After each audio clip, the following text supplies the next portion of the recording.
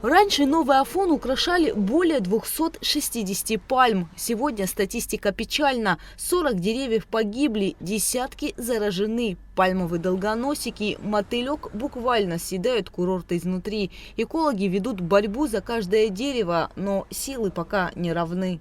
Администрацией города Новый Афон проводятся все необходимые меры для изменения ситуации, то есть по предписанию экологов, непосредственно представители Института экологии Абхазии, Госкомитета по экологии проводятся все необходимые процедуры. Прежде всего это мониторинг вообще всех пальмовых насаждений, всех видов пальм.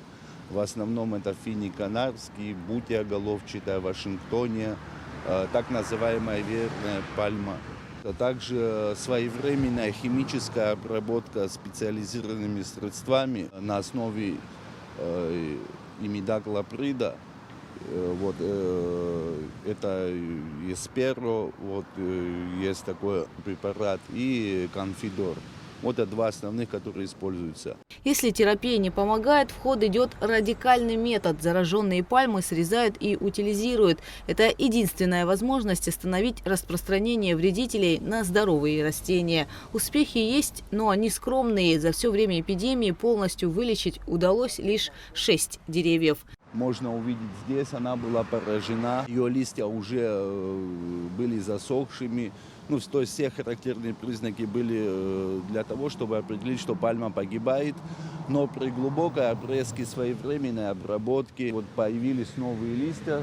Сейчас эта пальма растет. Если на определенном этапе удается сделать правильные действия, то все-таки есть, хоть небольшая, но возможность, что дерево выживет. Главная мишень долгоносика – финик канарский, но аппетиты вредителя растут. Теперь он уничтожает и Вашингтонии. Знаменитая пальмовая аллея, гордость Афона, тоже оказалась под ударом.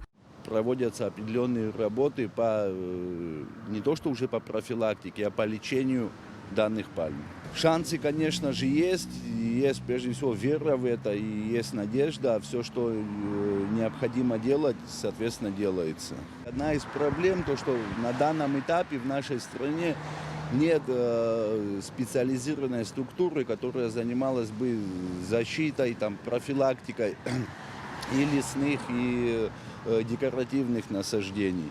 И работа в данном направлении, она лежит, ответственность за эту работу, она лежит на плечах администраций городов и районов, а также собственников частных территорий, где произрастают пальмы.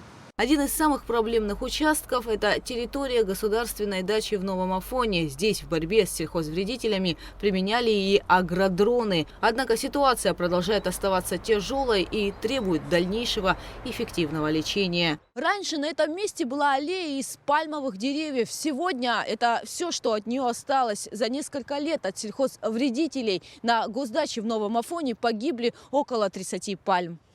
Чтобы победить вредителя, обработку проводят 3 раза в год. Особенно важен весенний период. Гугуца Вардания, Ахрамичпа, Абхазское телевидение.